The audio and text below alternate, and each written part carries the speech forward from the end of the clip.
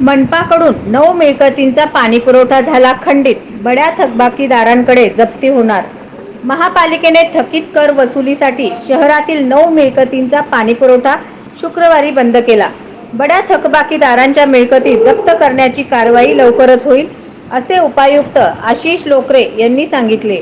महापालिकेचे कर संकलन अधिकारी युवराज गाडेकर यांच्या नेतृत्वाखाली कारवाईसाठी एकूण 8 पथके तैनात करण्यात आली आहेत। उत्तर सदर बाजार येथील 6 मिळकती, विडी घरकुल येथील 2 मिळकती व पाचच्या पेठ येथील 1 मिळकत अशा एकूण 9 मिळकतींचा पाणीपुरवठा खंडित करण्यात आला। पालिकेचा सुमारे 400 कोटींचा कर अजूनही थकीत आहे। मार्च अखेर 100 कोटी रुपयांच्या वसुलीचे उद्दिष्ट विभागाला देण्यात आले आहे। मालमत्ता कर विभागातील सर्व कर निरीक्षक व वसुली लिपिक यांना दिलेल्या उद्दिष्टानुसार ते कामाला लागले आहेत।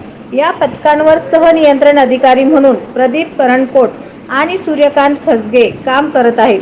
1 लाखाहून अधिकची थकबाकी असलेल्या मिळकतदारांना यापूर्वीच नोटिसा दिलेल्या आहेत। आता थेट जप्तीची कारवाई होणार आहे।